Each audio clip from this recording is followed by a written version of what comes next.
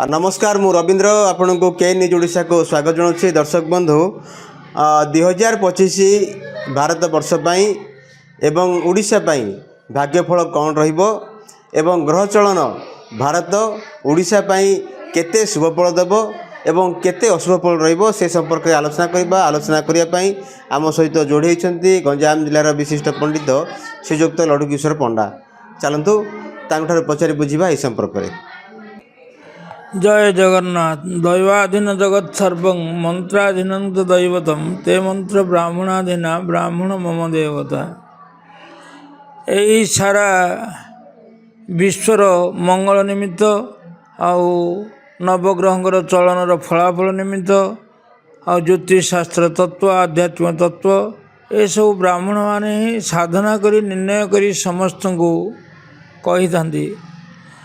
वर्तमान आमे जदि देखिजिबा आमर देशर आउ प्रदेशर आउ राशि मानकर ये तीनटा कथा को आम ज्योतिष तत्व जदि नेबा आमर भारत होची आमर देश हिंदू देश सनातन धर्मर देश आध्यात्मिक चेतनार देश। आउ भारत मकर राशि रे जाउची।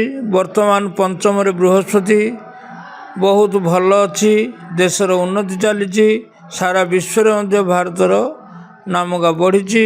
आउ 3 मास अर्थात अप्रैल पर्यंत भारतर उन्नति पथ आगुआ हम। अप्रैल पर षष्ठ बृहस्पति आसुची। षष्ठ बृहस्पति रे साधारणतः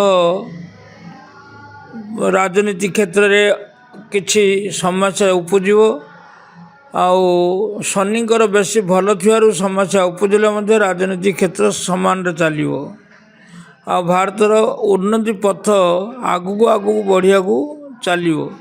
किंतु ए वर्ष भितर मे मासरू 25 मे मासरू 26 मे मास पर्यंत भारतर उन्नति प्राय 75% हम। 25% समस्या बढ़। आम जी ओडिशा देश आमर प्रदेश यदि ताकू विचार करवा ओडिशार 3/2 अर्थात कृतिका नक्षत्र वृष राशि होची। वर्तमान ओडिशा बेसी समस्या गति हैरान चली कौन स्थिति नहीं स्थायी नहीं। आउ वृष राशि बार स्थानांतर मनांतर अर्थात राजनीति क्षेत्र में कार को प्रकार भाव एकता रहुनी। आउ समस्त समस्या बढ़ जा परस्पर विरोध भाव आसूची। आउ ए स्थानांतर मनांतर भावटा 3 मास रहिबो। मे मास ठारू ओडिशार द्वितीय बृहस्पति जो ओडिशा बहुत अग्रणी हम।